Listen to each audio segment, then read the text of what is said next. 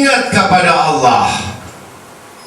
Kalau kita tidak ada pengetahuan, kalau kita hanya berzikir kepada Allah, kita hanya sholat kepada Allah, kita hanya ibadat kepada Allah, hanya doa, tapi pengetahuannya bodoh, maka disitulah tidak akan sampai pengetahuan itu karena terbatas dalam alam pikirannya. Maka disitu diturunkan Al-Quran sebagai petunjuk bagi kita. Tidak usah kita baca sampai sekian satu rukuk, satu ayat yang dipahami kemudian diamalkan. Ini tujuan mengingat kepada Allah, bukan dibiarkan begitu saja, bahkan tidak dilihat sama sekali apa kitab-kitab tersebut. Maka bagaimana orang menambahkan imannya? Saya sangat kagum melihat keindahan-keindahan Allah Ta'ala mengatur bagaimana yang diceritakan Allah Ta'ala dalam surat Al-Quran, disebutkan dalam surat Fath, yang mana Rasul Sallallahu Alaihi Wasallam yang sudah tidak memiliki dosa dari awal sampai akhir, yaitu liyaghfiralakallahu ma qaddama min dambika wa ma ta'akhkhar wa yutimma ni'matahu 'alaik wa yahdiyaka siratan mustaqima wa yansurakallahu nasran aziza. Yang mana dari awal Nabi kita Muhammad SAW tidak memiliki dosa dari awal sampai akhir, dan diberikan nikmat-nikmat yang tidak putus-putusnya, dan diberikan jalan yang lurus sampai pada hari kiamat. Yang tidak memiliki dosa sesudah itu siapapun mereka, yang tidak ada bentuk yang dinamakan insan kamil, kesempurnaan aja pada Nabi kita Muhammad SAW. Begitu kita melihat satu ayat yang mana Allah perintahkan kepada Nabi kita, junjungan kita Nabi Muhammad SAW, Qul Rabbi zidni ilman nafi'a. Katakan Muhammad, sebut Rabbu, sebut Tuhanmu untuk minta tambah ilmunya. Kalau kita tertulis sebagai orang yang tidak berdosa, maka kita akan merdeka. Tentu kita tidak akan mengerjakan 5 waktu yang berat ini. Tetapi Nabi kita Muhammad SAW diperintahkan untuk menambah. Z, artinya tambah ilmunya. Tambah ilmunya berarti tambah pengetahuannya. Tambah pengetahuannya berarti tambah wawasannya. Kalau sudah tambah wawasannya, bertambah luas hubungannya. Kalau sudah luas hubungannya, maka luas jugalah rezekinya. Maka dengan demikian, bertambahnya ilmu berarti bertambahnya pengetahuan dan bertambahnya rezekinya. Kalau orang yang paling buruk, yang paling dibenci Allah wa Rasul adalah orang-orang yang bodoh, jahil. Orang yang jahil itu pasti diakhirkan dalam kemurtatan dan kedurhakaannya. Kebaikan itu akan mendatangkan bagi si jahil ini adalah mendapatkan musibahnya. Jadi orang yang tidak mengetahui sama sekali akidah agama menurut kebaikannya, maka seperti itulah kejadiannya. Seperti halnya contoh itu, apakah sama kecerdasan si kuda dengan si keledai? Maka keledai tadi diibaratkan orang yang sama-sama, binatang yang sama-sama mengangkut tunggangannya, tetapi tidak sama fungsinya. Maka ibarat keledai tadi hanya disebut adalah taklidun. Taklid artinya mengekor di mana saja, yang mana yang dia tidak tahu. Memilih sesuatu yang tidak tahu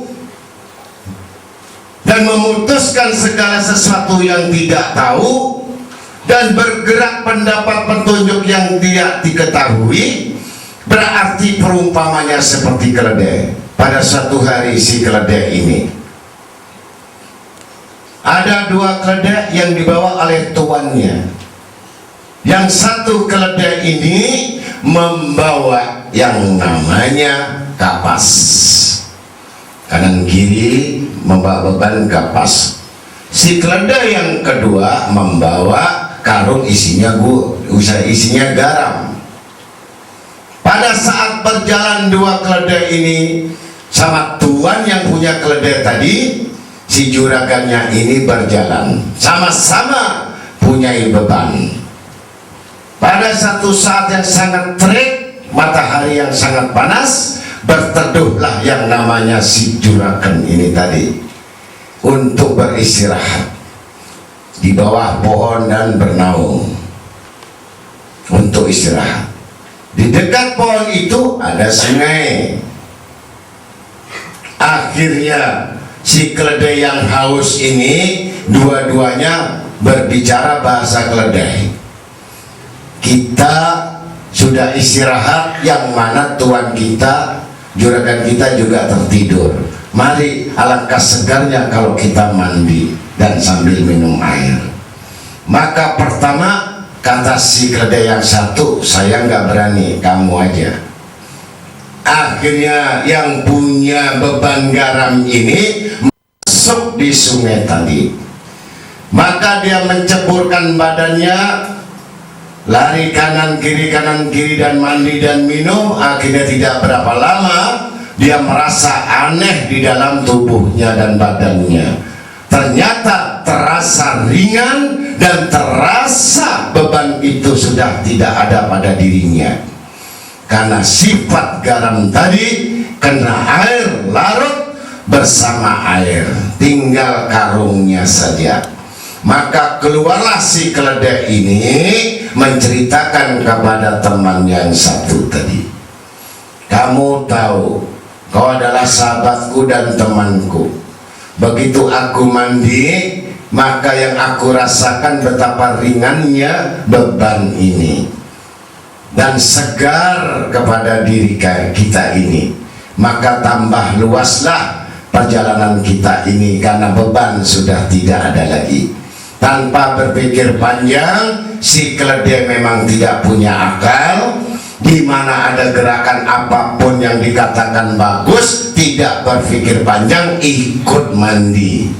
Begitu menceburkan, dia tidak tahu muatan apa yang dipikul beban tersebut.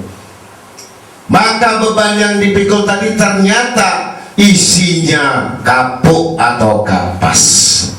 Begitu masuk di dalam sungai tersebut, mengatakan, hai temanku, kenapa beban bukan makin hilang, tetapi memakin berat kepada diriku ini? Sungguh kamu berdusta, sungguh kamu itu tidak setia kepada teman dan sahabat. Kenyataannya begitu teriak-teriak yang namanya si keledai tadi, karena bebannya lebih besar, si kapas itu menyimpan air, dede air lebih berat, sehingga si keledai satu tenggelam dan mati. Karena beban tadi tidak hilang tapi makin berat. Maka selanjutnya si tuan ini tadi, si juragannya melihat kenyataannya, bertanya, mana keledai yang satu? Dia ikut jebur. Hai si keledai, kau ini sangat bodoh, kata si tuannya. Si keledai tidak bisa menjawab. Allah ciptakan keledai perumpamaan adalah orang yang jahil dan orang yang bodoh. Maka dengan demikian, ketahuilah yang kau bawa tadi adalah garam, yang teman kamu adalah kapas. Justru kapas itu tidak hilang, beban itu bertambah berat, beban itu ya menenggelamkan dan membunuh dirinya. Maka dengan demikian perumpamaan dua ini tadi, ya, bisa terjadi kita semua datang duduk di tempat ini. Tentu kita duduk bersama-sama ini, kita selalu membawa beban yang masalahnya itu pun berbeda-beda, yang mana urusan dan beban hidup yang berbeda-beda. Sekecil apapun beban pikiran kita, sebesar apapun angan-angan kita, itu kita tidak sama dengan satu yang lainnya. Maka ditegaskan di dalam ilmu, innama a'malu binniyat. Maka yang menentukan dan yang memutuskan hidup kita ini adalah yang merasakan beban apa yang ada diri kita, maka kita mengetahui dengan sungguh-sungguh. Maka kalau ada satu niatan-niatan yang tidak diketahuinya sebelumnya, kita atur niat, kita perbarui niat, kita bagusi niat kita. Yang harusnya niat kita semata-mata cuma mengambil sesuatu yang tidak ada apa-apanya, yaitu kita mengambil satu niatan yang pertama datang mencari ridhanya Allah.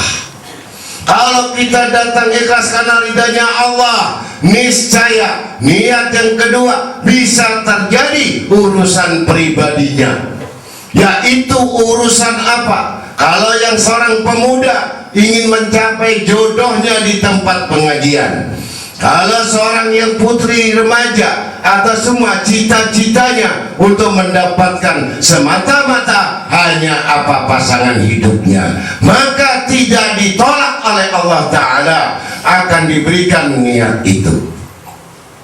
Yang ketiga, semata-mata dia datang untuk merubah nasibnya, untuk dunianya, untuk keluarganya, untuk anaknya, untuk usahanya, untuk bisnisnya, untuk apa saja tentang bab dunia, itu pun Allah Ta'ala tidak akan sia-siakan dengan niat tersebut. Karena di dalam Al-Quran telah disebutkan, kami bersama sangka hambaku. Kalau hambaku semata-mata untuk mengambil berkah hanya dunia saja, silahkan kamu dapatkan dunia itu, tetapi kau akan bangkrut di akhirat. Kalau semata-mata kamu inginkan hanya jodoh di tempat pengajian itu, maka rasakan itu dunia itu jodoh kamu saja, tetapi kamu tidak mendapatkan ridha Allah Ta'ala. Maka kalau kita inginkan ridha Allah Ta'ala, jodoh dapat, usaha dapat, rezeki dapat, karena ridha itu tujuan yang pertama untuk mengambil warisan Nabi kita Muhammad SAW. Jadi tidak perlu ditakutkan masalah rezeki. Allah Ta'ala berfirman, alladzina yu'minuna la khaufun 'alaihim wa la hum yahzanun. Mereka yang beriman tidak ada takut dan galau dan gelisah, dan apalagi mereka bersedih hatinya, karena jelas jaminan basyiril mukminin. Jadi orang beriman itu kalau benar-benar jalan di jalan Allah, tidak lain dan bukan dapat kebahagiaan, kegembiraan, wasadatil kubra, kebahagiaan yang besar yang tidak ada putus-putusnya, bahkan puncaknya kebahagiaan nanti setelah kematiannya. Maka dengan demikian, yang niat-niat kita yang belum tahu, mungkin yang baru, yang datang, yang lama, yang tetap saja kita tidak mengetahui arti barakah, maka malam ini mudah-mudahan kita bisa memperbaiki niat kita. Untuk itulah sudah jelas Quran diturunkan untuk manusia yang bisa berpikir, karena manusia yang bisa berpikir tentu artinya dia memahami apa-apa yang sebelumnya belum diketahuinya. Wa qalu ta'ala man yuti Allah wa rasul fa ulaika ma'al ladzina an'ama 'alaihim minan nabiyyin wasiddiqin wasyuhada'i wassalihin wa hasuna ulaika rafiqa. Allah Ta'ala berfirman dalam Quran surat An-Nisa, barang siapa yang mentaati Allah dan Rasulnya, mereka itu akan bersama-sama dengan orang yang dianugerahi nikmat oleh Allah, yaitu nikmatnya para nabi-nabi, para solihin, para sidikin, orang-orang yang teguh kepercayaannya, yaitu mengetahui kebenaran Rasulnya, orang-orang yang mati syahid dan orang-orang yang soleh, dan mereka itu tentu sebaik-baiknya. Jadi yang mengikuti berarti dia mendapatkan kecintaan Allah Ta'ala dan Rasulnya. Jadi apapun sifat manusia itu tidak lain dari bagian yang mana manusia dijadikan itu 3 bagian. Kalau dia tidak zalim, ya berarti mendolimi dirinya sendiri. Kalau nggak mendolimi dirinya sendiri, pasti yang ketiga mendolimi orang lain. Jadi hidup kita ini 3 ini permainannya, dan 3 permainannya ini yang